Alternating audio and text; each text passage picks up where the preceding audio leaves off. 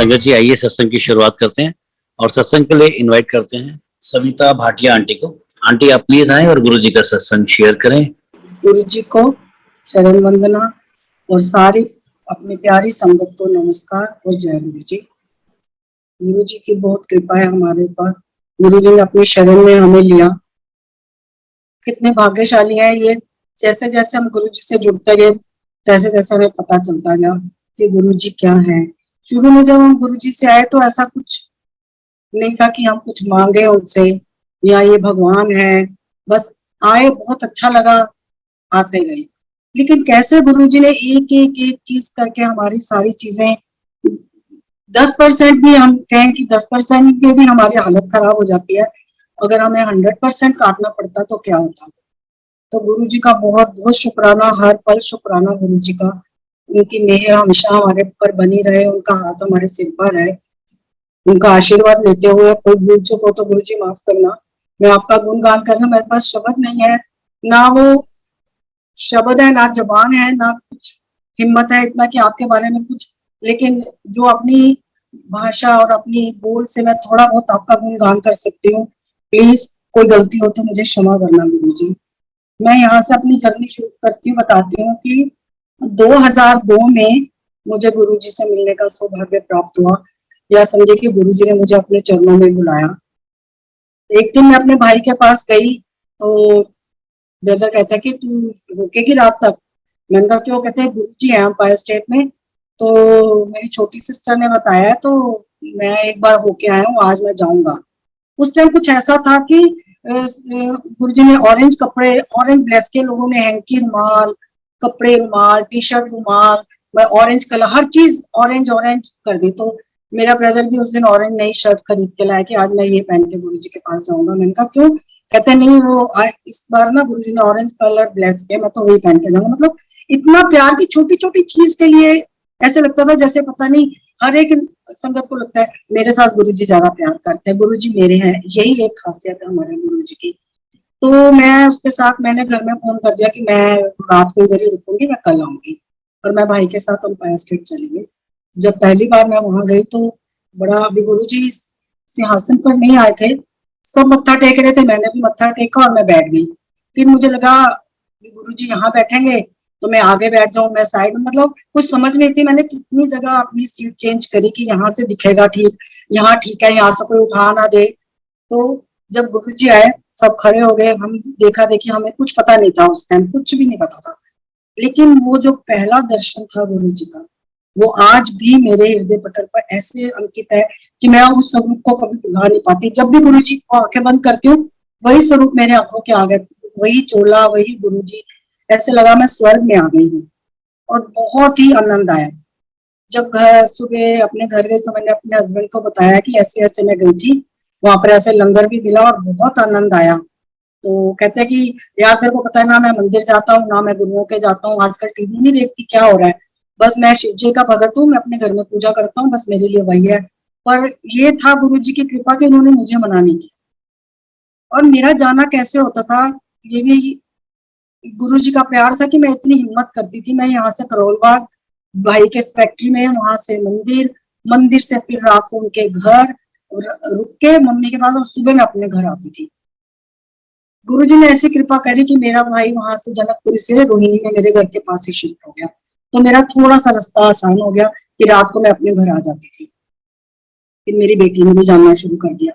तो हम वीरवार को जाते थे, हर थर्सडे गुरु जी के पास जाना। हम ऐसे नाचते थे जैसे कोई त्योहार होता है। तो मेरे हस्बैंड कहते क्या तुम ऐसे जैसे कोई गुरु जी है क्या, तुम ऐसे झल्ले हो जाते हो सुबह से। मैंने कहा आप जाओगे तो पता चलेगा ना।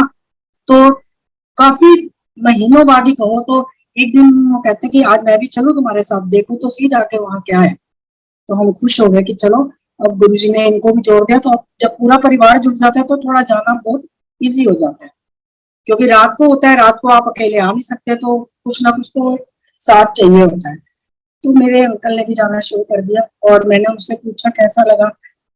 कहते हाँ यार, मैं पहले ही तुम्हारे साथ ही आ जाता तो अच्छा था। और उनका इतना जुड़ाव हुआ गुरु जी के साथ कि हम बहुत पीछे रह गए। उनको चलते फिरते गुरु जी दर्शन दे रहे हैं, उनसे बातें कर रहे हैं, कुछ ऐसे वो हमें बताते भी नहीं थे। कहते ये मेरी ब्लेसिंग्स है, मुझे किसी को नहीं बतानी। ऐसे करते करते काफी टाइम हो गया। मेरी बेटी बाहर रहती है, बड़ी वाली यूएस में। तो जब हम अंपायर स्टेट के गेट पे पहुंचते थे तो मैं फोन ऑन करती थी। वो गुरुजी को मत्था टेकती थी, उसने गुरुजी के दर्शन नहीं किए हुए थे तो मत्था टेक के जय गुरुजी करती थी और फिर मैं स्विच ऑफ करके अंदर चली जाती थी। जब हम वापसी पे आते थे तो फिर रास्ते में बात करते आते थे उससे कि आज मैं बताऊं लंगर में क्या था। वहां बैठ के वो मुझे बताती थी कि लंगर में ये है। फिर कहते मम्मा बड़े मंदिर में कोई कुटिया भी है जहाँ पर मिट्टी का पोचा लगता है। मैंने कहा बेटे बड़े मंदिर ज्यादा होता नहीं जाना, फंक्शंस में होता है तब तो अंदर कुटिया में कोई जाने नहीं देता आगे तक। और फिर मंडे को भी बाद में शुरू हुआ खुलना। तो मैंने कहा अच्छा अब मंडे को खुलेगा तो मैं देख के आऊंगी। कहती मम्मा उसमें मिट्टी का पोचा लगता है, कुटिया है और उसमें गुरुजी ने मुझे शिव रूप में दर्शन दिया है और ब्लैक कलर की सॉक्स पहनी हुई थी और गुरुजी ने मुझे बोला जा तेरा कल्याण किया। तो मैं जब मंडे को बड़े मंदिर गई, जब शुरू हो गया बड़े मंदिर सोमवार को खुलता था, तो मैं सच में देखा तो मैं हैरान रह गई। और ये कितना सत्य है, गुरुजी कहते थे एक भी परिवार का सदस्य आ जाए तो पूरा परिवार ब्लेस हो जाता है। हमने लंगर क्या खाया वो बताती है, खाया हमने टेस्ट उसको आता है। मतलब ऐसी चीजें हमने जिंदगी में कभी सुनी भी नहीं थी। ऐसे करते करते काफी टाइम हुआ। उसके बाद मेरे को जब गुरुजी के पास जाते थे तो मैं थोड़ी बड़ी सेंसिटिव हूँ पेट के मामले में, बाहर का कुछ नहीं खाती थी, ना मुझे हजम होता, ना मैं शादियों में भी जाती थी तो मैं देखती थी कि जो एकदम गर्म तंदूर से रोटी आई है या जो भी थोड़ा सा भी अब आए हैं तो कुछ खाना है, लेकिन मैं ये इधर उधर की सब्जियां ये कुछ नहीं खाती थी क्योंकि मेरा पेट अपसेट होता था, फिर 10 दिन तक मुझे परेशानी होती थी। और मैं गुरुजी के पास भी जाती थी तो मैं कहती कि इतना स्पाइसी लंगर होता है पता नहीं क्या, तो मैं इतनी दवाइयां पर्स में डाल के लेके जाती थी। तो मैं सोचती हूँ आज की हस्तियों के गुरुजी हंसते होंगे कि ये कैसी आंटी मेरे पास रब के पास आती है और दवाइयां साथ लेके आती है। और धीरे धीरे मैंने गुरुजी से कुछ मांगा नहीं, ना हमें पता था कुछ मांगते हैं। वो कब गुरुजी ने इतना स्पाइसी लंगर खिलाया। कभी लाल मिर्च की चटनी होती थी तो वो कहते थे आज दिल्ली वालों की सिस्से करा दूंगा, तो सच में वो सारी चटनी कोई और नहीं खाता था, सिर्फ दिल्ली वाले ही खा पाते थे। तो गुरुजी ने मिर्चें खिला खिला के मेरी वो एसिडिटी ठीक कर दी। कभी मुझे दवाई की जरूरत वंस से वाइल, कभी 6 महीने साल में कभी कभी एक बार जरूरत पड़े पड़े बिल्कुल गुरुजी ने मुझे ठीक कर दिया बिन मांगे। तो उनके पास आके कुछ मांगने की जरूरत ही नहीं है। उसके बाद मेरी बेटी छोटी वाली जो थी उसने बी कॉम किया तो कहती मम्मा अब मैं क्या करूं, या तो एम कॉम कर लेती हूँ या बी एड कर लेती हूँ। तो मैंने कहा दोनों फॉर्म भर दे, जहां पर तेरा एडमिशन हो जाएगा तू कर लेना।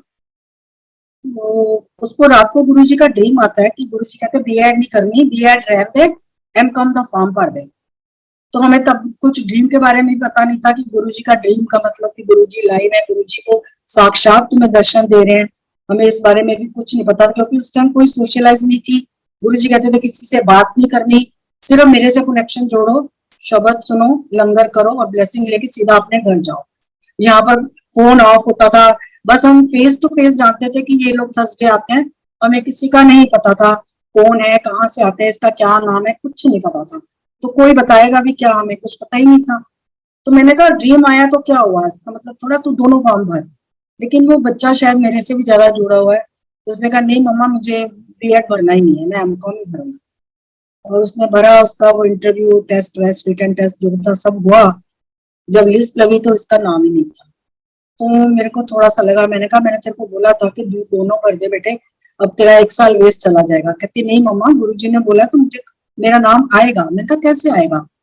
फिर हम थोड़े थोड़े दिनों में फोन करें यूनिवर्सिटी तो वो कहते जी सेकंड लिस्ट तो कभी लगती नहीं है, जिनकी एडमिशन होनी थी उनकी हो चुकी है। फिर एक दिन बेटी कहती मम्मी आज लास्ट है, आज फोन कर लो, अगर आज भी नहीं हुआ तो फिर मत करना फोन। मैंने उस दिन फोन किया तो उठाया, मैंने कहा भाई साहब आज इसकी एमकॉम के कुछ पता चला, कुछ सेकंड लिस्ट लगेगी। कहता हाँ जी आज ही लग रही है, आप आ जाइए, सेकंड लिस्ट इस बार लग रही है। और आप बिलीव करो हम जब वहां पहुंचे तो सबसे ऊपर मेरी बेटी का नाम था। इसको एडमिशन कराने के चक्कर में कितने बच्चे तर गए साथ में, उनको भी गुरुजी ने कराया एडमिशन। तो ऐसे उसका एडमिशन हुआ। उसके बाद उसकी जॉब भी लग गई साथ ही। जब जॉब लग गई तो हमको लगा कि अब इसकी शादी का कुछ करना चाहिए। तो अंकल कहते कि सर्दियों में करेंगे, अभी बहुत गर्मी है, मई में अभी हम नहीं करेंगे। ठीक है। अब हम मंडे को वहां गए तो अंकल जो थे वो सत्संग कर रहे थे अपनी बेटी की शादी का, सिंगला अंकल। तो अंकल और हम सुन रहे थे, तो अंकल कहते ले जवाब मिल गया तेरे को, और ये गुरु जी की बेटी है, गुरु जी जाने वो, और बेटी जाने, तू मस्त रह, कुछ नहीं करना हमको। और कुछ दिनों के बाद मंदिर में सबको ड्रीम आने लगे कि इस निधि की शादी हो रही है, बेसमेंट में ढोलकी बज रही है, शिव जी के जो बाहर स्वरूप है उसके आसपास फेरे हो रहे हैं। तो ऐसे ऐसे सबको ड्रीम आने शुरू हो गए। लेकिन हमने सोचा कि जब गुरु जी कराएंगे होगा तो तभी। 14 मई को जब लास्ट टाइम गुरु जी बड़े मंदिर आए, मंडे का दिन था, 6 बजे था संगत को कि मंदिर खाली कर दें, और एग्जैक्ट 6 बजे हम मंदिर के बाहर थे और एक गाड़ी आके रुकती है, तो उसमें से गुरु जी बाहर आते हैं, हम मत्था टेकते हैं।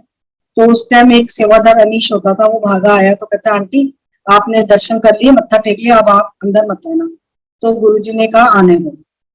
तो गुरुजी ने बोला कि आप सब सेवा करो, मेरी फौज लगी है ना, गुरुजी की फौज लगी है, ये सेवा करन, गुरुजी ने ऐसे बोला। और हम फिर सेवा क्या कर रहे थे, बस दिखा रहे थे, देख हम सब गुरुजी को ही रहे थे। फिर एक आंटी ने बोला गुरुजी आप आए हैं तो आज प्रसाद, इतना सारा प्रसाद है, तब तो सब संगत लेके आती थी, तो आज आप प्रसाद बांटेंगे अपने हाथ से? तो गुरुजी कहते हैं हाँ। जहाँ झूला लगा है वहां गुरुजी के लिए एक चेयर लग गई प्लास्टिक की, गुरुजी वहां बैठ गए और लाइन में प्रसाद मिलना शुरू हुआ। तो प्रसाद की लाइन में भी मेरा सेकंड नंबर था। तो फिर उसने बोला कि आंटी आपको प्रसाद ले लिया, अब आप बाहर जाओ। तो गुरुजी ने बोला नहीं, सारी संगत बैठ जाए कॉफी स्टैंड के पास, यहाँ पर सबको चाय प्रसाद मिलेगा, उसके बाद सब जाएंगे। और बहुत थोड़ी संगत थी।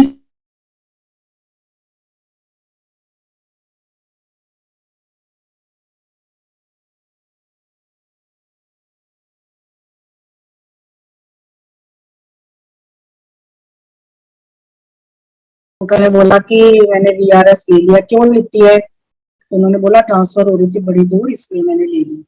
कहते कमले हो, एक मैं वेला तो एक वेला हो रहा आ गया। तो ऐसे मतलब गुरुजी ने इतना लाइट वो माहौल कर दिया कि हम बात कर पाए, नहीं तो गुरुजी के सामने कोई कुछ बोल नहीं पाता था। तो फिर गुरुजी ने बोला आंटी आई हुई है, तो कहने हाँ जी, जा आंटी ने बुला के लिया।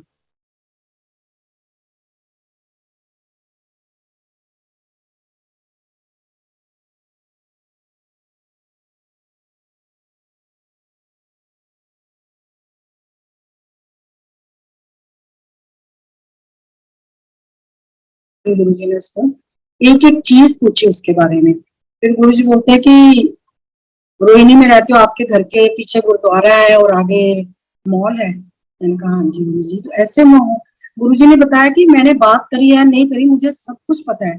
तो जब गुरुजी बुलाते हैं तो फाइलें तो हमारी उसी दिन ही खुल जाती हैं। तो गुरुजी तो अंतर्यामी है, वो तो एक एक चीज हमारे बारे में जानते हैं। तो मैंने कहा हाँ जी। कहते छोटी बेटी आई है, उसको बुलाओ। मैंने कहा गुरुजी आज वो नहीं आई, कि मंदिर 6 बजे बंद होना था, तो वो 6 बजे ही तो आप पहुंचती है मंदिर, तो इसलिए वो आज नहीं आई। तो गुरु जी कहते हैं जेठरा नु जान दो? मैं क्या हाँ जी गुरुजी। उन्होंने 3 बार न्यू लाइफ दिखी है। मैं क्या हाँ जी मुझे पता है। फिर अंकल को बुलाया। उसके बाद कहते हैं ਤੁਹਾਡੀ कुड़ी ਤੇ ਤੁਹਾਡਾ मुंडा आपस में रिश्ता करो। और फिर कहते हैं कि परिवार बहुत अच्छा है, बहुत अच्छे लोग ने। फिर गुरु जी ने अपने पास ही हम मेरे को और अंकल को बिठा लिया और सेवादार को बोला इनको चाय प्रसाद दो। तो उन्होंने लाके हमें वहां चाय प्रसाद दी। वो खत्म हो गई तो गुरु जी कहते एक एक और चाय प्रसाद दो इनको यहाँ। तो एक एक और चाय प्रसाद मिली। तो फिर हम जाके संगत में बैठ गए। तो गुरु जी ने फिर मैसेज भेजा कि संगत में नहीं बैठना, शिव मूर्ति के पास जाके बैठ जाओ। पहले अपने पास पीछे बिठाया, फिर शिव मूर्ति के पास बिठा दिया। और फिर हम वहीं बैठे रहे, सारी संगत चली गई, पूरा मंदिर खाली हो गया। गुरु जी थे और हम 5 या 6 लोग थे पूरे मंदिर में। गुरु जी फोन नहीं था, हाथ ऐसे रखा हुआ कान पे, और पता नहीं किससे बातें कर रहे थे बिना फोन के। और 12 साढ़े 12 बज गए। मैंने अपनी बेटी को किसी से फोन करवाया कि उनको बोला कि मम्मा 12 बजे के बाद आएगी। तो वो घबरा रही होगी कि आज क्या हो गया मम्मा को। तो फोन भी हमारा ऑफ था। उसके बाद 12 बजे जब मेन गेट के पास शिव जी की मूर्ति और गणेश जी के वहां गुरु जी खड़े हो गए और अपने हाथ ऐसे बांधे हुए जैसे बांधते हैं। और हमने इतने उनके चरणों में मत्थे टेके, चरण चूमे, जैसे लग रहा था कि आज वो बहुत दयाल है। जैसे कहते ना कि सतगुरु होए दयाल, वो उस दिन बहुत जैसे लगता था पता नहीं आज उन्होंने कितनी ब्लेसिंग हमें दे दी है। सबसे अगर कहा जाए तो मेरी जिंदगी का वो टाइम, वो दिन सबसे अच्छा था। उसके बाद हम बाहर गुरु जी को गाड़ी तक छोड़ के आए, उसके बाद हम अपने अपने घर गए। फिर उसके बाद गुरु जी जब लास्ट संगत करी गुरु जी ने अंपायर स्टेट में संडे को, उस दिन मैं थी, बाई चांस मेरी बहनें, मेरी मम्मी, हम सब मानते हैं, मेरा भाई, सब पहुंच गए। उधर से जेठा फैमिली भी पूरी थी। गुरु जी ने सबको लड्डू बांटे, हमें 2-2 लड्डू दिए और बोला कि मैं अपना काम करता ब्याह करता है, उन फॉर्मेलिटी तुसी पूरा कर दे रहो। तो गुरु जी ने उस दिन बच्चों की एक तरह से शादी कर दी और सब हमें मुबारक देने लगे, बेटी का माथा चूमते रहे। जबकि ना उस टाइम जब गुरु जी ने फिक्स की थी, ना बेटी थी मंदिर में और ना हितेश अंकल, दोनों में से कोई भी नहीं थे, और उनकी शादी गुरु जी ने फिक्स करी वहां पर। उसके बाद गुरु जी ने बोला कि 25-25 लोग बुलाने ने ब्याह थे, ज्यादा खर्चा नहीं करीदा ब्याह थे। और जो आज कोरोना के टाइम में इतने साल बाद हो रहा है, गुरु जी ने उसी टाइम ऐसे बोला था कि 25 लोगों से ज्यादा नहीं आएंगे। तो हमने सोचा कि 29 जुलाई की रखते हैं गुरु पूर्णिमा की शादी, दिन में शादी करेंगे, शाम को बच्चों को मंदिर लेके जाएंगे। गुरु जी ने उससे पहले ही चोला छोड़ दिया, तो हम बहुत दुखी हुए कि अब पता नहीं, मतलब ऐसे संगत रो रही थी कि जैसे सब कुछ लूट जाता है किसी का, ऐसे हम बेहाल हो गए थे। उसके बाद लोगों को दर्शन शुरू हुए, ड्रीम आने शुरू हुए कि मैं यहीं पर हूँ, मैं कहीं नहीं गया हूँ। तो शादी में भी इतनी फ्रेगनेंस गुरु जी की, दोनों घरों में इतनी फ्रेगनेंस की, ऐसा लगे कि साक्षात गुरु जी बैठे हुए हैं आके। उसके बाद शादी के बाद हम शाम को बच्चों को लेके गए मंदिर, फंक्शन था गुरु पूर्णिमा का, और हमने शिव जी के उधर चारों तरफ मतलब घुमा के इनके फेरे भी करवा दिए बच्चों के, कि जो हमको ड्रीम दिखाया था गुरु जी ने। तो बच्चों की शादी भी हो गई। उसके बाद अंकल कहने लगे कि दोनों बेटियों की शादी हो गई है, तो अब हमें ना गंगा स्नान करके आना चाहिए। मैं कहा छोड़ो ना इन चीजों में, अब गुरु जी के पास आ गए, ये चीजों में क्या रखा है। कहते नहीं, पर मैंने कहा हुआ है मन में, मुझे जाना है। हम लोग हरिद्वार गए, वहां पर आप बिलीव कीजिए, जहाँ पर कूड़ा है, जहाँ पर गंदगी इतनी है, वहां पर जहां हम खड़े हो वहां पर ही गुरु जी की फ्रेगनेंस, जहां पर खड़े हो वही गुरु जी की फ्रेगनेंस, कि गुरु जी हर पल हमारे साथ थे। उसके बाद एक नीलकंठ मंदिर है ऊपर, तो अंकल कहते हैं वहां भी जाएंगे, तो मैंने कहा नहीं, मेरे को नहीं जाना। तो अंकल जिद करने लगे कि नहीं जाएंगे। तो वहां अभी तो सड़क थोड़ी फिर भी ठीक बन गई, पहले एक टूटी फूटी पगडंडी होती थी और जीप चलती है वहां पर, बस उसी में तुम जा सकते हो। तो हम वहां पर पहुंचे जो पॉइंट था, तो मैं और अंकल हम ड्राइवर के साथ आगे बैठ गए। मैंने कहा पीछे नहीं बैठेंगे, ये ना सब गांव के लोग हैं, पसीने इतने आ रहे हैं, गर्मी का टाइम है, तो हम नहीं, अगस्त का महीना था आई थिंक। तो उसने हमें उतार दी, उतरवा, कहता है कि आप उतरो, मुझे 8 सवारियां एक ही फैमिली की मिल गई हैं, आप अगले वाले टेम्पो में आना। हम थोड़ा गुस्सा भी आया, बुरा भी लगा कि हमें उतार दिया। तो हम उतर के हम दूसरे वाले में बैठ गए जो अगले इसके बाद जाना था। जैसे ही हम चले, थोड़ी दूर जाके देखा तो शोर इतना पड़ा हुआ है, वहां पर देखा तो वो जो आगे वाली जीप थी वो खाई में गिरी हुई थी, और इतने लोग जो थे वहां पर वो निकाल रहे हैं, किसी की बाजू टूटी हुई है, किसी का सिर से खून आ रहा है, किसी का पैर में फ्रैक्चर हो गया है। तो गुरुजी ने हमको कैसे बचाया वहां से। गुरुजी ने बहुत बार हमें न्यू लाइफ दी, कितनी बार दी है हम जानते नहीं, लेकिन कुछ बार कुछ चीजों का जो हमारे सामने सामने हमें पता चली, जैसे ये दिखाया गुरुजी ने। ऐसे ही जब ये उसके बाद जब शादी होगी तो गुरुजी चोला छोड़ चुके, तो गुरुजी ने सबसे पहले हमें कहा कि गुड़गांव शिफ्ट हो जाओ ड्रीम में। और अंकल को उस टाइम कैंसर हो गया था, उनका ट्रीटमेंट चल रहा था। तो सब रिश्तेदार कहने लगे कि गुरुजी ने ड्रीम में कहा है, गुरुजी अब चोला छोड़ चुके हैं, तुम ऐसे मत करो, अभी तो बीमारी चल रही है, साथ ही हॉस्पिटल है, तुम इलाज करवा रहे हो, कहाँ जाओगे तुम। तो अंकल कहते नहीं, मेरे गुरु जी का हुक्म है तो मुझे तो करना है। हमने उसी टाइम डीलर को बुलाया, आप बिलीव कीजिए जो रेट मार्केट में भी नहीं था उससे ज्यादा रेट जो हमने मांगा वो हमको मिला, और एक दिन में मेरा घर बिक गया। अब 3 महीने का टाइम था, हमको गुड़गांव में मकान ढूंढना था, और उसमें से कुछ अमाउंट गुरुजी ने बताया था कि इतने लाख बचाना है। अब हम देखें यहाँ तो बहुत कॉस्टली कॉस्टली मकान है, अंकल की तबीयत थोड़ी ठीक नहीं थी, तो अंकल को थोड़ी टेंशन हो गई, तबीयत खराब हुई, फिर हॉस्पिटल एडमिट हो गए। डॉक्टर कहते हैं क्यों आए हो, आप तो बिल्कुल ठीक हो, इस टाइम तो कुछ भी नहीं आपको, आप किस लिए एडमिट हुए हो। तो उन्होंने कह रहे सारे टेस्ट वेस्ट किए, 5-6 दिन हमने हॉस्पिटल में रखा। तो मैंने गुरुजी से अरदास करी कि गुरुजी दिखवा तो दिया आपने घर बैठे बिठाए, और अब मैं तो नहीं अब जाऊंगी, अब आप दिलवाओगे भी ऐसे मुझे घर बैठे, मैं तो कहीं नहीं जाऊंगी।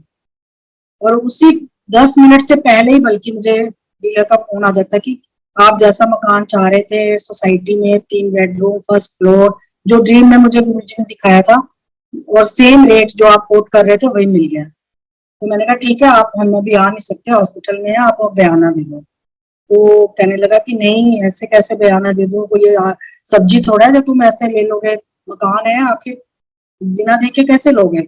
मैंने कहा आप ना बयाना दे दो, मेरा जाएगा, पैसे जाएंगे। उन्होंने बयाना दे दिया। हम 8 दिन के बाद देखने गए, एग्जैक्ट वही जैसे मुझे लेफ्ट साइड बेडरूम दिखाए थे, लेफ्ट साइड दरवाजा खुल रहा है, बिल्कुल वही जो चीज मुझे ड्रीम में गुरुजी ने दिखाई थी। फिर गुरुजी ने वहां बोला कि यहाँ पर एक एक कमरे में मेरा मंदिर बनाना, और यहाँ पर जो है मेरा सत्संग होगा हर संडे सुबह। अब जो अंकल का कैंसर था वो गुरुजी ने कैसे कराया, मैं आपको बता नहीं सकती कि डॉक्टर गुरुजी ने सामने लाके खड़ा कर दिया।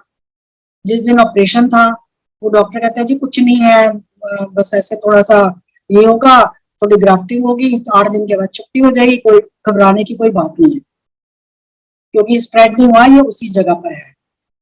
और जिस दिन ऑपरेशन था मैं सुबह नींद नहीं आ रही थी, मैंने ऐसे 3-4 बजे टीवी लगाया तो कोई धार्मिक चैनल था, उसमें आ रहा था कि अगर आपका कोई गुरु है और उस पर आपको 100% विश्वास है तो आपका काम 100% होगा। तो ऐसे लगा कि ये तो गुरुजी बोल रहे हैं। स्वीपर आ रहा है तो वो मेरी बेटी को कह रहा है बिटिया घबराओ मत, आपके गुरुजी है ना, सब ठीक करेंगे। और मतलब ऐसे लगा कि लोग कैंसर को इतना बड़ा मानते हैं, ये तो कुछ भी नहीं है। हम तो ऑपरेशन करवा के घर आ गए। ये गुरुजी कहते थे कि डॉक्टर कंजरा ने की करना है, जो करना है मैं करना है। तो वो सच में गुरुजी ने ही सब कुछ किया था। और हम 8 दिन में आ गए। और देखो अभी अंकल की वो रेडिएशन चल रही थी, तो हम मकान बेच के नया लेके गुड़गांव अभी शिफ्ट हो गए। तो ये सब गुरुजी की कृपा है, अगर वैसे कुछ देखा जाए तो कोई कुछ कर नहीं सकता। उसके बाद बड़ी प्रॉब्लम्स को या छोटी को प्रॉब्लम्स तो जिंदगी में आती रहती है, लेकिन गुरुजी ने कैसे उनको भी दूर किया। मेरा यूएस में थी तो मेरा एक शोल्डर फ्रोजन हो गया, तो बेटी कहती है मम्मा अब आप जा ही रहे हो तो यहाँ तो बहुत कॉस्टली है, तो आप इंडिया जाके अच्छे से इसका इलाज कराना। यहाँ आई तो एक्यूप्रेशर, एक्यूपंचर सब कुछ कराती रही, और करते करते मेरा दूसरा भी शोल्डर हो गया, क्योंकि मैं दूसरा हाथ ज्यादा यूज कर रही थी। अब मैं ये हाल हो गया कि मैं एक गिलास पानी भी नहीं उठा सकती थी। मैंने गुरुजी से तब कुछ मांगा नहीं। तब बस एक दिन जब मेरे को बहुत तकलीफ थी तो मेरे आंसू निकले, मैंने कहा गुरुजी मैं अकेली रहती हूँ, ऐसे कैसे चलेगा। बस उसी दिन मुझे ड्रीम आता है कि गुरुजी मेरे घर में आए हैं, और साथ में बहुत सारी संगत है, जो कहीं सत्संग हो रहा है साथ वाले घर में, वो सारी संगत भी आ गई। सारी संगत ने गुरुजी को मत्था टेका।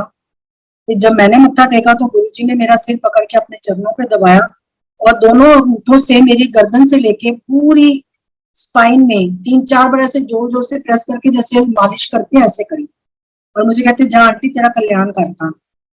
और जाते दफा गुरुजी व्हील चेयर पे गए। तो मैं सोच रही हूँ सुबह उठ के कि गुरुजी आए तो चल गए थे, गए व्हील चेयर में है, तो मैं हाथ ऊपर कर करके देख रही हूँ मेरे हाथ बिल्कुल ठीक है। तो मैं कहती हूँ गुरुजी ने सिर्फ मेरा ये कंधा ठीक नहीं किया, कुछ और भी ठीक करके गए हैं। क्योंकि पहले भी जब गुरुजी चोले में थे तो सबके कष्ट अपने ऊपर ही लेते थे, फिर जल्दी से उसको रिलीज करते थे। और उस टाइम गुरुजी खून की उल्टियां भी करते थे, कभी गुरुजी के नाखूनों में से खून आ रहा है, कभी मतलब कितनी बार हम लोगों ने भी देखा ये चीजें सब। तो मेरा सुबह क्या आज तक सोचो, सुबह जो मेरा शोल्डर ठीक हुआ वो आज तक मेरा ठीक है, कितने साल हो गए। उसके बाद मैं यूएस में थी, ये 3 साल पहले की बात है, जब कोविड से पहले। तो जो मंदिर है मेरी बेटी के घर से मुश्किल से 5 मिनट की वॉकिंग पे है, बिल्कुल जैसे बड़े मंदिर में हम गाड़ी पार्क करके जाते हैं ना, बस इतनी दूरी है। तो मैं दिन में भी चली जाती थी, शबद चल रहे हैं, गुरुजी से बातें करी, मेडिटेशन करी, जल प्रसाद पिया और मत्था टेक के आ जाती थी। उस दिन मैंने गुरुजी से कहा, मैंने कहा गुरुजी कल मैं जा रही हूँ, आपने मेरे साथ ही चलना है। और मैं आ गई। रात को मुझे ड्रीम आता है कि बहुत बड़ा सत्संग है, गुरुजी बैठे हैं और गुरुजी फिर जा रहे हैं और सारी संगत खड़े होकर हाथ जोड़ रही है। तो जब मेरे आगे गुरुजी आते हैं तो खड़े हो जाते हैं, कहते हैं आंटी अपना हाथ दिखा। तो हम इतना रश है कि हमें हाथ भी आगे नहीं कर पा रही हूँ। तो मैंने जब राइट हैंड आगे किया तो गुरुजी कहते नहीं खब्बा हाथ आगे कर, यानी कि लेफ्ट हैंड आगे कर। मैंने वो वाला हाथ आगे किया, गुरुजी ने जेब से पेन निकाला और मेरे रेड कलर का पेन था वो, और मेरे पूरे हाथ की लकीरें चेंज कर दी। कहते जा आंटी, तेरी सारी लकीरें चेंज कर देती है, तू ऐश कर। तो जैसे शब्द आता है ना कि भी आप जो गुरु है वही हाथों की लकीरें बदल सकते हैं, और सच में गुरुजी ने मेरे हाथ की लकीरें बदली। पता नहीं मेरे साथ क्या होना था, क्या नहीं होना था। गुरुजी हर पल रक्षा कर रहे हैं, हर पल मेरे साथ हैं।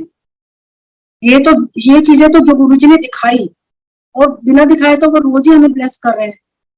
एक बार हम बड़े मंदिर जा रहे थे, मंडे का दिन था, तो एक अंकल का फोन आया कि अंकल आप मंदिर जा रहे हो? तो अंकल ने बोला हाँ। कहते कि घर में से कोई जा नहीं रहा तो मैं आपके साथ जाऊंगा। अंकल ने कहा ठीक है, मैं आपको ले लूंगा। तो मैं पीछे बैठ गई, मैंने उन अंकल को आगे बिठा दिया। तो कहते हैं कि मेरे को ना थोड़ा कोल्ड हो रहा है, तो एसी बंद कर दो, खिड़की खोल दो। जैसे ही हम घाटा गांव से गोपाल पहाड़ी से मुड़ते हैं तो वहां गोल्फ कोर्स है, और ऊपर ऊपर नेट लगी हुई है बहुत ऊंची। तो जैसे ही वहां मुड़ने लगे तो अब कच्ची सड़क होती थी, तो अंकल ने कहा अंकल थोड़ी देर शीशा बंद करके एसी चला लें, यहाँ बड़ी मिट्टी है, आपको और ज्यादा परेशानी होगी, फिर आगे जाके मैं एसी बंद कर दूंगा। तो अंकल कहते ठीक है। मुड़ते मुड़ते मैंने शीशा नीचे किया, ऊपर किया, और इतनी जोर से वो बाल ऊपर से आके गोल्फ की मेरी विंडो पे लगी, और पूरा शीशा टूट के चूर चूर मेरे ऊपर सारा गिर गया। बॉल उछल के आगे जाके अंकल की गोद में गिरी। तो मैं सोच, और जब मैं ताला लगा रही थी घर से, तो मुझे इतनी फ्रेगनेंस आई, तो मैं हंस रही, गुरु जी आज आप भी हमारे साथ मंदिर जा रहे हो? तो गुरु जी बता रहे हैं कि मैं न्यू लाइफ दे रहा हूँ। ये सारे निकले शीशे विशे साफ किए, सब किए, वो आज भी बॉल मेरे पास पड़ी हुई है। कि कैसे गुरु जी कहाँ कहाँ बचाते हैं। जैसे गुरु जी कहते थे मैं बिना पेट्रोल की गाड़ी चला देता हूँ, तो अंकल शुरू शुरू में जब नए थे, नहीं समझती इतनी, तो अंकल कहते थे ऐसे कभी हो सकता है कि बिना पेट्रोल के गाड़ी चले? तो कोई सत्संग सुना रहे थे अंकल को, अंकल ने मन मुझे कहा कि ऐसे ऐसे नहीं हो सकता। और आप सोचो, बड़े मंदिर से रोहिणी गए, रोहिणी से हमने जगह नहीं थी, कोई शादी थी, तो हमने अपने ब्रदर की सोसाइटी में गाड़ी खड़ी करी। अगले दिन वहां से उठा के फिर हम मंदिर गए, और मंदिर से जब वापस आ रहे थे, यानी कि 100 किलोमीटर वो गाड़ी चल चुकी थी। जब पंजाबी बाग फ्लाईओवर पे थे तो किसी कोई गाड़ी कुछ बोल के गई हमें, तो हम बहुत स्पीड पे थे। मैंने अंकल को बोला कि या तो कोई दरवाजा खुला है या कुछ है, आप फ्लाईओवर से उतर के गाड़ी साइड में लगाओ। तो जब लगाई तो देखा तो पिछला पहिया पूरा फ्लैट हुआ था। तो वहां पर कुछ बच्चे रहते हैं मोती नगर के पास, उनको बुलाया, उन्होंने व्हील वगैरह चेंज किया। जब सुबह पंचर लगवाने गए तो आप बिलीव करेंगे, ट्यूब थी नहीं उसमें, पूरा पाउडर जैसे एकदम चूरा बना हुआ था। तो वो कहता है कि आपने गाड़ी चलाई कैसी है, कि आपने कम से कम 100 किलोमीटर। अंकल कहते हैं वाकई मैं तो 80-90 की स्पीड पे गाड़ी चला रहा था, मुझे पंचर का तो कुछ पता ही नहीं था। तो गुरुजी करा के दिखाते हैं कि गुरुजी कहते हैं प्रैक्टिकल सब कुछ होता है। तो वही है कि उनसे कुछ मांगो मत, बिना मांगे वो इतना कुछ देते हैं। गुरुजी कहते हैं जब किसी से तुम कुछ चीज मांगते हो, चाहे कोई पेन ही 2 मिनट के लिए मांगो, तो आपको वापस करना है। तो जो बिन मांगे मिलता है वो ब्लेसिंग्स होती है गुरु की, वो कभी वापस नहीं होती है। तो इसीलिए बिना मांगे हर जो चीज हमारे लिए अच्छी है, किसी चीज की देखिए इच्छा तो कभी खत्म नहीं होती जिंदगी में। छोटी गाड़ी है तो बड़ी चाहिए, छोटा मकान है तो बड़ा चाहिए, सैलरी एक है तो 2 लाख चाहिए। इच्छाएं तो कभी जिंदगी में खत्म नहीं होती। लेकिन एक सबर, जब सबर आ जाता है तो समझो सब कुछ मिल गया। बस अपने गुरु से प्यार करो, प्यार करोगे सब कुछ। वो कहते ना जैसे कि थाली में परोस के देते हैं तुम्हें, लेकिन हमें जरा सा होता है कि हमें कुछ नहीं मिलता, कुछ हमारी मर्जी का नहीं होता, तो हम परेशान हो जाते हैं। अब जैसे कई संगत से सुना, यार कुछ नहीं मिलता, हमें तो कुछ नहीं मिला। कई कहते 16 सोमवार आ जाओ जी, हमें तो ये मिल जाएगा, मिल गया, आपको भी मिल जाएगा। तो मैंने उनको बोला कि आप इतनी अच्छी जगह में सिर्फ 16 बार ही आना चाहोगे? कहते नहीं। तो मैंने कहा फिर आते रहोगे तो ब्लेसिंग्स मिलती रहेंगी। बैंक में अकाउंट खोलो, जब तक कुछ जमा नहीं कराओगे तो तुम कैश क्या कराओगे? तो ब्लेसिंग्स अपनी जमा करो, जो गुरु जी के छोटी छोटी सी चीजें हैं उनको मानो, तो गुरु जी कहते सब कुछ तुम्हें मिलेगा यहाँ पर, जो तुम्हारे लिए अच्छा है। जब टाइम आएगा तुम्हें हर चीज मिलेगी, और वो हमें मिल भी रही है। उसके बाद एक बार क्या हुआ कि गुड़गांव में कोई सत्संग था, फरवरी का महीना था, बहुत ठंड थी। तो सत्संग से हम लोग 12-12:30 बजे घर आए, और उन आंटी का फोन आ गया फिर दोबारा कि आप लोग क्यों चले गए? गुरुजी मनु कह रहे ने कि मेरा यार को बुलाओ, तो फिर वापस आओ, जल्दी आओ, गुरुजी नाराज हो रहे ने। वो आंटी ऐसे ही बोलती थी। तो फिर हम निकले कंबल में से, फिर कपड़े पहने, तैयार हुए, फिर वापस चले गए सत्संग पे। जब वहां से हम 3:30-4 बजे वापस आ रहे थे, तो एक चौक आता है जनपैक का, जो चौक है बहुत, ये सारा ये फरीदाबाद रोड को टच करता है, वहां से क्रॉस होते हैं। आप मानेंगे वो 22 के 23 कितने होते हैं उसके व्हील्स, जो बहुत बड़ा वाला ट्रक होता है, वो एकदम हमारे सामने आ गया और अंकल ने उसके साथ ही अपनी गाड़ी मोड़ दी। कैसे हम बचे, हम कितनी देर तक एकदम जैसे दोनों सुन्न हो जाते हैं। अंकल कहते हैं यार आज तो पता नहीं गुरुजी ने बचा लिया, नहीं तो आज तो हम दीवार पे टंगे होते। तो कैसे गुरुजी ने हमें बचाया। और अगले दिन उसी चौक पे वैसे ही ट्रक के नीचे वैसी व्हाइट सेंट्रो एकदम फ्लैट हुई थी। अंकल कहते हैं देख कल वाला सीन याद आया तुझे, कल हमारे साथ यही होना था जो आज हुआ है, गुरुजी ने कल हमें यहाँ से बचा लिया। अंकल को जब फर्स्ट टाइम कैंसर हुआ तो उसके बाद 5 साल अंकल को ब्लेस किए गुरुजी ने, बहुत ब्लेसिंग्स दी, बहुत ब्लेसिंग्स दी। उनको इतना था कि चलते फिरते गुरुजी दिखते थे, वो हमें बताते भी नहीं थे, कहते मेरी ब्लेसिंग्स है, मुझे नहीं तुम्हें बताना। जब संडे को हम सत्संग करते थे, एक और सत्संग ये बताती हूँ, एक आंटी अंकल आते थे, तो मुझे अंकल कहते हैं आंटी से पूछ कि घबराए मत, उनका भतीजा ठीक ठाक आ जाएगा, गोलियां भी चलेंगी पर कुछ होगा नहीं। तो मैंने आंटी से कहा, मैंने कहा आंटी आपका भतीजा ठीक है, कुछ प्रॉब्लम है क्या? कहते आपको कैसे पता? रात को सहारनपुर से मुझे फोन आया कि मेरे भतीजे को किडनैप कर लिया उन्होंने, और इनकी बर्तनों की दुकान है होलसेल की, और वहां पर वो कह रहे हैं कि इतनी हमें पैसे दो तब हम आपके बच्चे को छोड़ेंगे। उसके बाद उन्होंने पुलिस में कंप्लेंट करी, पुलिस आ गई, वहां खड़ी रही, और फिर उनका कोई बंदा लेटर छोड़ के गया कि अब तो हमें और भी डबल पैसे चाहिए।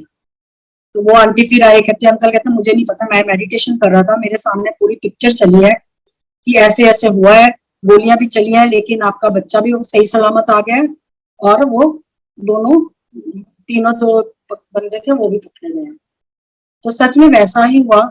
और ये भाई रात को दुकान बंद करके पीछे से अपनी मोटरसाइकिल अंधेरे में से उठा रहे थे, तो गुंडे आए, उन्होंने गोलियां चलाई, जो प्रोफेशनल होते हैं, फिर भी उनकी गोलियां नहीं लगी, पैरों में लगी, एक भाई के छर्रे से लगे, बाकी किसी को कुछ नहीं हुआ। और बेटा भी इनका उतनी देर में वहां से किसी तरीके से भाग के, 6th-7th में पढ़ता था, वो भी भाग के घर आ गया। और 2 लोग तो पकड़े गए, तीसरा नहीं पकड़ा गया। तो गुरुजी ने अंकल को दिखाया कि वो तीसरा भी अपने आप सरेंडर खुद करेगा, आके देखना। और वो तीसरे बंदे ने भी किया। तो अंकल कहते हैं मैं कुछ नहीं करता, मैं जब भी मेडिटेशन करता हूँ मेरे सामने एक इतना बड़ा स्क्रीन आ जाती है और उसके ऊपर पिक्चर चलनी शुरू हो जाती है। तो मुझे जो दिखाया तो मैंने आंटी को बता दिया कि उनका भतीजा भी ठीक, मतलब अंकल का गुरुजी के साथ इतना कनेक्शन हो गया, कहाँ वो जाते नहीं थे और कहाँ जो 5 साल ब्लेस किया है गुरुजी ने, वो उनको कितना जोड़ा, मतलब वो मैं बता नहीं सकती। ये अंकल जो है सत्संग शेयर भी नहीं करते थे कि ये मेरी ब्लेसिंग्स है, मैं मुझे किसी को नहीं कुछ भी बताना। तो बहुत बहुत गुरुजी की कृपा हमारे ऊपर रही है। उसके बाद हमारे मन में ये था कि सबको दिव्य प्रसाद मिलता है, हमें भी कभी मिले, तो हम एवरी थर्सडे जाते थे। उसके बाद हमने जल्दी जाना शुरू कर दिया थोड़ी, कि गुरुजी जब ऊपर से उतर के अपने नीचे आते हैं तो वो थोड़ा सा कर्टन हटा के बाहर संगत को देखते थे, तो उसमें इतनी खुशी मिलती थी। हम 10-15-20 संगत पहले ऐसे आके बैठी होती थी बाहर, वो जो छोटी सी जगह बनी हुई है वहां बैठ जाते थे। उसके बाद जब दरवाजा खुलता था तो गुरुजी सामने डैशबोर्ड पे, कभी साइड में सीढ़ियों के पास, कभी नीचे, कभी कहीं बैठे होते थे ऐसे। तो फिर भी हम हर थर्सडे जाते थे, फिर भी गुरुजी ने मुझे ड्रीम दिया वेडनेसडे को कि कल तूने अपने साथ जो तेरी एक आती है मोटी सी आंटी, उसको लेके आना है। तो मैंने सामने सोसाइटी में जो मेरा भाई रहता था, मैंने अपनी भाभी को बोला कि आज आपको ना गुरुजी ने कहा है कि जरूर आना है। तो कहते मैं नहीं जाऊंगी, एक्चुअली मुझे थोड़ी प्रॉब्लम है शुगर की, और तब टॉयलेट भी अंदर एक ही होता था, गुरुजी होते हैं, मुझे बड़ी शर्म आती है, और मैं ना इतना टाइट होके बैठ भी नहीं सकती हूँ नीचे, क्योंकि उसी में सबको सेट करते थे लोग, जितनी भी संगत आती, पहले थोड़ी होती थी, करते करते फिर काफी संगत होने लग गई थी। तो मैंने कहा अभी आज तो आपको मैं लेके जाऊंगी, गुरुजी का बुलावा है, फिर आप आगे आपकी मर्जी है, कभी जाओ या ना जाओ। शायद वो मेरे लिए भी पक्का किया था कि भी जरूर आना है, कि किसी वजह से हो सकता है मैं ना जा पाती, तो ये तो गुरुजी जानते हैं। जैसे ही हम लोग एंटर कर रहे थे अंदर, तो शब्द बंद थे, तो मुझे लगा कि कोई सत्संग कर रहे हैं अंकल, क्या बात है, शब्द तो चल नहीं रहे। तो सिंगला अंकल खड़े थे सीढ़ियों के पास, तो उन्होंने बोला कि इधर ही रुक जाओ सब। तो मैं आ गई थी, मैंने ऐसे होकर देखा गुरुजी दिव्य प्रसाद प्रकट कर रहे थे, दोनों हाथ ऐसे थे, उनमें वो एक प्रसाद था, वो आता जा रहा था, बड़ा होता जा रहा था।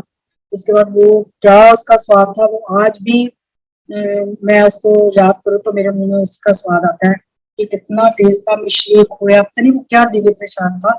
गुरुजी ने अपने हाथों से सारी संगत को दिया।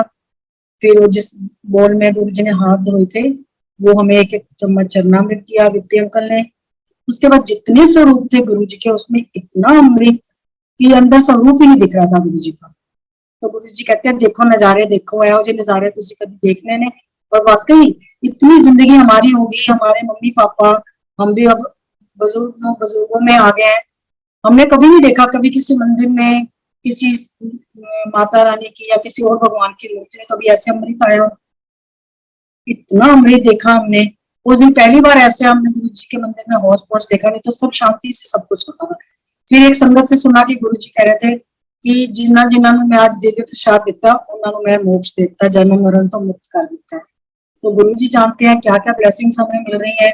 और जो संगत आज भी आ रही है, उस टाइम भी चाहते तो गुरु जी इतनी संगत हो सकती थी। गुरु जी कहते थे कि मैं कुछ संगत को प्रॉमिस करके आया हूँ जिनको मैंने दर्शन देना है, शायद इसीलिए गुरु जी ने वो रोकी हुई थी। नहीं तो जितनी आज लाइनें लगती हैं उस टाइम गुरु जी अगर चाहते तो इससे ज्यादा उस टाइम लाइनें लग सकती थी। तो किसका क्या क्या कल्याण कर रहे हैं आज। तो गुरु जी कहते थे अमीरा नु मैं इत्थे बुलाना, गरीबा दे तो मैं घर जाके कल्याण करना हुआ। कितने लोगों को, किसी सब्जी वाले को, किसी चाय वाले को, कितने सत्संग हम लोगों ने सुने हैं कि गुरु जी ने जा जाके सबको ब्लेस किया है। और एक सत्संग बताती हूँ मैं अपने ब्रदर इन लॉ का। मेरे ब्रदर इन लॉ को थायराइड था और वो कुछ ऐसा था कि वो फूड पाइप को टच कर रहा था। तो डॉक्टर ने कहा कि बड़ा डेंजरस है, इसका ऑपरेशन होगा, लेकिन राजीव गांधी कैंसर हॉस्पिटल में इसका ऑपरेशन होगा और कुछ भी हो सकता है, मतलब कि ये इतना कोई छोटा मोटा ऑपरेशन नहीं है। तो वो बहुत घबरा गया। तो हमने बोला कि चल तो हमारे साथ गुरु जी के पास चले। उसको हम गुरु जी के पास लेके आए। तो हमने कहा नहीं, कहता कल परसों मेरा ऑपरेशन है। तो मैंने कहा तू एक बार गुरु जी से पूछ ले, ऑपरेशन का आज्ञा ले ले, फिर तू करा लियो। अभी उसने इतना ही बोला गुरु जी कल, गुरु जी कहते कुछ पुछीदा नहीं होता, चलो जाओ उत्ते जाके ध्यान लगाओ। वो पहली बार आया था, उसको क्या पता ध्यान लगाना क्या करना। तो वो उसका मूड बड़ा ऑफ हो गया। वो मुझे कहता मैं तो कभी नहीं आऊंगा, मेरी बेइज्जती कर दी गुरु जी ने, इतनी संगत बैठी हुई थी। क्योंकि ईगो तो हर एक में होती है और इंसान है, जरा सा भी कुछ हो तो सोचता है कि मेरी बेइज्जती होगी। तो मैंने कहा तेरी बेइज्जती नहीं हुई, वो तेरे जो ग्रह थे ना उसको दफाओ। गुरु जी ने कहा कि तेरे को कुछ नहीं कहा। तो कहता है एक मिलिट्री का हॉस्पिटल है, थायराइड का ये सिर्फ मैंने वहां अपॉइंटमेंट लिया है, 6 महीने की बाद की मिली है मुझे। तो अगले दिन ही सुबह सुबह उसको फोन आ जाता है कि आज की उसको अपॉइंटमेंट मिल गई है। तो हमने कहा कि चल तू ऑपरेशन से पहले एक बार दिखा ले उधर भी। तो वो दिखाने गया तो वहां के डॉक्टर जो स्पेशलिस्ट थे सारे टेस्ट करके कहते हैं कि आपको किसने कहा कि आपको थायराइड, आपको तो थायराइड ही नहीं है। और जो दवाइयां वो खा रहा था इतने सालों से, वो दवाइयां भी बंद कर दी। और आज उस बात को भी कितने 16-17 साल से 17-18 साल हो गए होंगे शायद, और आज तक उसने कोई दवाई नहीं खाई, कोई ऑपरेशन नहीं कराया, वो बिल्कुल ठीक है। गुरुजी ने बस इतना कहा कि पुच्छीदा नहीं होता, चल दफा हो जाओ, ऊपर जाके ध्यान लगा, मेडिटेशन का। मतलब इतने में गुरुजी ने उसका कल्याण कर दिया। तो कितने सत्संग है, कितना प्यार दिया गुरुजी ने। एक और सत्संग है, मैं आजकल वो पता नहीं क्यों गुरुजी मुझे कहते हैं कि सुनाओ, कि गुरुजी कहते हैं कि जब चोले में भी थे गुरुजी, सारी संगत को खिलाने के बाद वो कुछ थोड़ा सा कुछ खाते होंगे। कभी हमने देखा नहीं, हम कहते बताते थे ना तो वो सोते हैं ना हमको हमने कुछ उनको खाते हुए कभी देखा। सारी संगत को ब्लेस करते थे बैठ के, उसके बाद कुछ खाते होंगे। तो ऐसे ही एक दिन बच्चों की शादियां हो गई, मैं और अंकल थे, किसी बात पे थोड़ा सा बहस हो गई तो अंकल गुस्से में कहते मुझे खाना नहीं खाना। मैंने बहुत मनाया कि कुछ नहीं होता, अच्छा चलो सॉरी खा लो, नहीं मुझे नहीं खाना। मैंने मूंग की दाल और चटनी बनाई थी उस दिन।